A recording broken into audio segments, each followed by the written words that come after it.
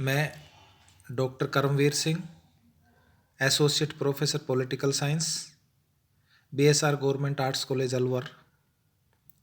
प्यारे बच्चों, आज हम ऑनलाइन कक्षा में BA part second paper second में टॉपिक भारत में न्यायिक पुनरावलोकन, जुडिशियल रिव्यू इन इंडिया का अध्ययन करेंगे। इस पर चर्चा करेंगे। तो प्यारे बच्चों, जैसा कि इसके नाम से स्पष्ट हो रहा है, पुनरावलोकन, पुनः अवलोकन करना, या यूँ कह सकते हो कि पुनरावलोकन का अर्थ फिर से देखना। न्यायिक पुनरावलोकन का अर्थ संसद तथा विधान पालिकाओं द्वारा पारित किए गए कानूनों तथा कार्यपालिका तथा प्रशासनिक अधिकारियों द्वारा किए गए कार्यों की समीक्षा करना है। तो इससे बिल्कुल स्पष्ट अर्थ हो गया होगा कि कार्यपालिका के द्वारा किए गए कार्य, प्रशासनिक अधिकारियों द्वारा किए गए कार्य, संसद द्वारा किए गए कार्य, विधान पालिकाओं द्वारा पारित किए कानून की समीक्षा करना या फिर से देखना पुनरावलोकन कहा जाता है या पुनरावलोकन कहते हैं।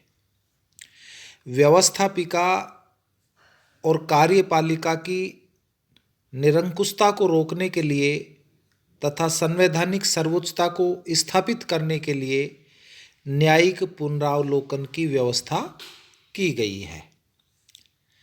भारतीय न्यायिक पुनरावलोकन का सिद्धांत अमेरिकी न्यायपालिका की सर्वोच्चता तथा ब्रिटिश संसदीय सर्वोच्चता के सिद्धांतों के समन्वय के आधार पर की गई है।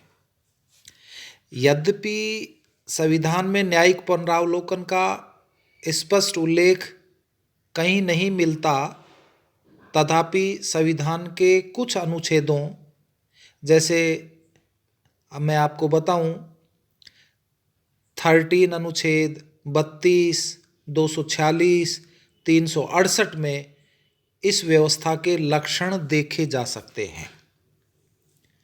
न्यायपालिका को संविधान की सर्वोच्चता बनाए रखने का उत्तरदायित्व सौंपा गया है। अतः न्यायपालिका को यह अधिकार है कि वह व्यवस्थापिका द्वारा बनाए गए मौलिक अधिकारों से संबंधित कानूनों का पुनरावलोकन कर सके। नागरिकों के मौलिक अधिकारों की रक्षा के लिए सर्वोच्च न्यायालय को बंदी, प्रत्यक्षीकरण तथा परमादेश इत्यादि लेख जारी करने का अधिकार है। दूसरा, ये बताया जा सकता है कि संसद या राज्य के विधानमंडलों द्वारा यदि ऐसा कानून बनाया जाए या कार्यपालिका द्वारा ऐसा आदेश जारी किया जाए जो संविधान की भावनाओं के प्रतिकूल है, तो सर्वोच्च न्यायालय को उन कानूनों को अवैध घोषित करने का अधिकार है। तीसरा, केंद्र और राज्य के बीच यदि कोई संवैधानिक विवाद की स्थिति आती है तो निर्णय देने का अंतिम अधिकार सर्वोच्च न्यायालय का है। चौथा, यदि कोई संविधान संशोधन अनुच्छेद 368 द्वारा निर्धारित प्रक्रिया के अनुरूप नहीं किया गया है तो भी सर्वोच्च न्यायालय को उसका पुनरावलोकन करने का अधिकार है। जस्टिस मुखर्जी ने बताया था, या इस दूसरे रूप में यूँ कह सकते हो कि जस्टिस मुखर्जी के शब्दों में संसद और राज्यों में विधानमंडलों को अपने अपने अधिकार क्षेत्र के भीतर ही सब कार्य करने चाहिए।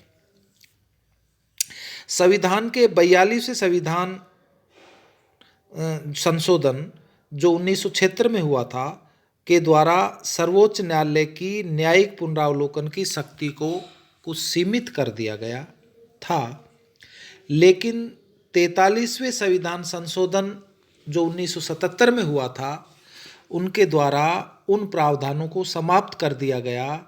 इस प्रकार वर्तमान में सर्वोच्च न्यायालय को न्यायिक पुनरावलोकन के संबंध में वही स्थिति प्राप्त है जो 42वें संविधान संशोधन के पूर्व थी।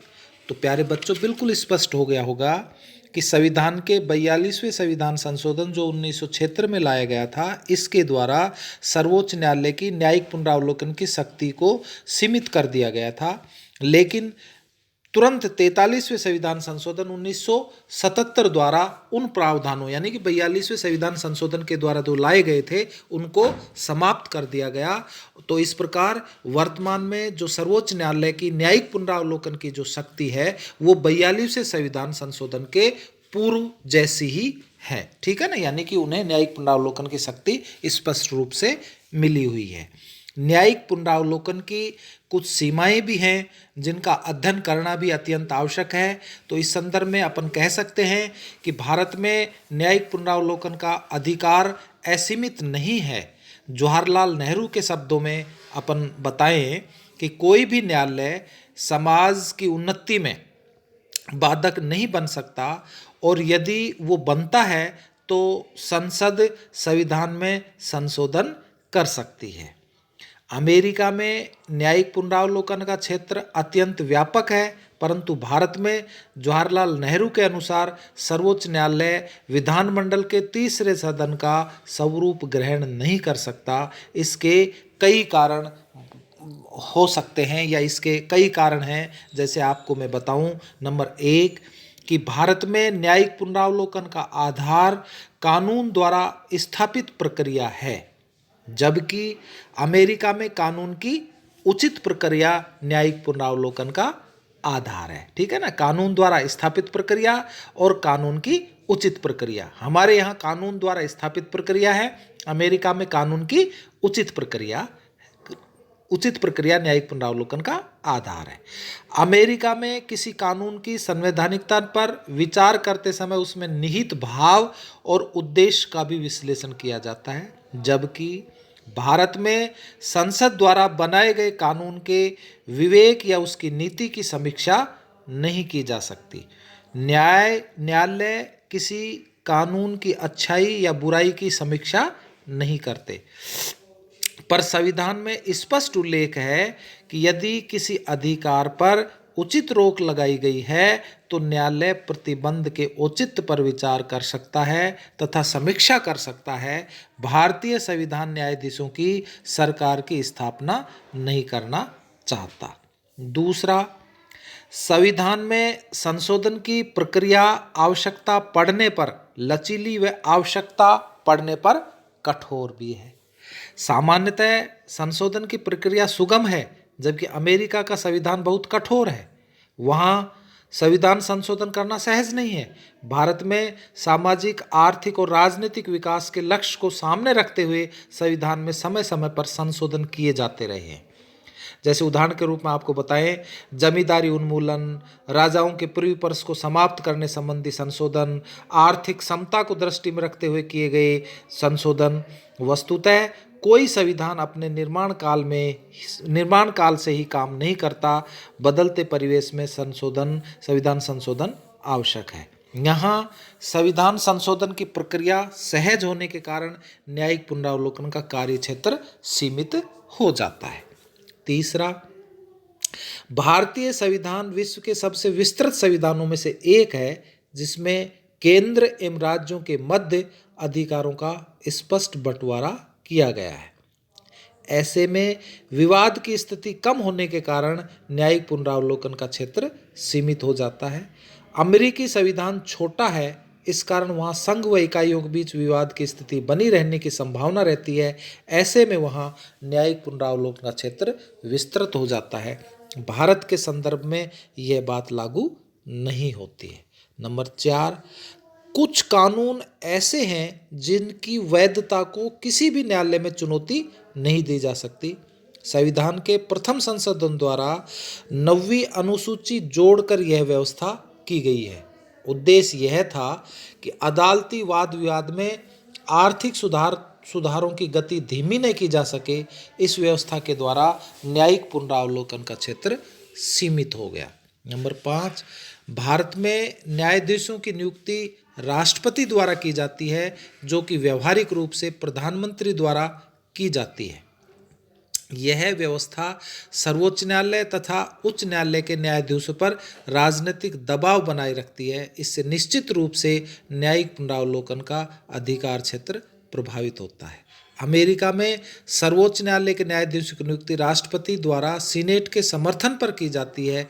ऐसे में यदि न्यायालय द्वारा राष्ट्रपति की आकांक्षाओं के विरुद्ध निर्णय लिए जाते हैं तो भी राष्ट्रपति के अधिकार क्षेत्र में अपने अनुकूल न्यायाधीशों की नियुक्ति नहीं है। नंबर 6, संविधान द्वारा अंतर्राज्यीय जल बंटवारे से संबंधित विवाद संसदीय कानून द्वारा निपटाए जाने की व्यवस्था की गई है। इसका तात्पर्य ये हुआ कि सर्वोच्च न्यायालय या उच्च न्यायालय का अधिकार क्षेत्र सीमित हो गया। यह व्यवस्था संसद के महत्व को ही स्पष्ट करती है। दुर्गादास वासु ने बात बताई थी, या यूँ कह सकते हैं कि दुर्गादास वासु के शब्दों में भारत में न्यायिक सर्वोच्चता के स्थान पर संवैधानिक सीमाओं के साथ विधायी सर्वोच्चता को स्वीकार किया गया है। सर्वोच्च न्यायालय ने समय समय पर न्यायिक पुनरावलोकन की शक्ति का प्रयोग किया है। केंद्र राज्य संघर्षों में यदि आवश्यकता हुई तो सर्वोच्च न्यायालय ने पूरे राष्ट्र के हित में निर्णय दिए। जैसे 1977 में जब 9 राज्यों की विधानसभाओं को भंग कर दिया गया तो 6 राज्य सरकारों ने सर्वोच्च न्यायालय में इस निर्णय के विरुद्ध अपील की। सर्वोच्च न्यायालय द्वारा उस प्रार्थना को नामंजूर कर दिया गया, क्योंकि उसके अनुसार केंद्र को राज्यों में राष्ट्रपति शासन लागू करने का संवैधानिक अधिकार है। तो सर्वोच्च न्यायालय द्वारा समय समय पर नागरिकों के मौलिक अधिकारों की सुरक्षा तथा संरक्षण संबंधित निर्णय लिए गए। 1981 में सर्वोच्च न्यायालय ने राष्ट्रीय सुरक्षा अधिनियम को वैध ठहराया तथा आवश्यक सेवाओं जैसे पानी, बिजली, स्वास्थ्य, रेलवे आदि में बाधा डालने वालों को नज़रबंद किया जाना उचित ठहराया। 1982 में एशियाई श्रमिक केस में कम मजदूरी दिए जाने को बलात् मजदूरी की श्रेणी में रखा। फ्रैंक एंथनी पब्लिक स्कूल के मामले में सर्वोच्च न्यायालय ने 1986 में फैसला दिया कि अल्पमत संस्थाओं के अध्यापकों एवं कर्मचारियों को अन्य सरकारी स्कूलों के समान वेतन तथा अन्य सुविधाएं प्राप्त करने का अधिकार है। इस निर्णय से अल्पसंख्यक संस्थाओं के अध्यापकों तथा कर्मचारियों को शोषण के विरुद्ध संरक्षण का अधिकार प्राप्त हुआ। 1970 में बैंक राष्ट्रीयकरण के मामले में सर्वोच्च न्यायालय ने ऐतिहासिक निर्णय दिया। 1967 में गोलकनाथ केस और राजाओं के प्रिय पर से संबंधित निर्णयों को रूढ़िवादी माना गया।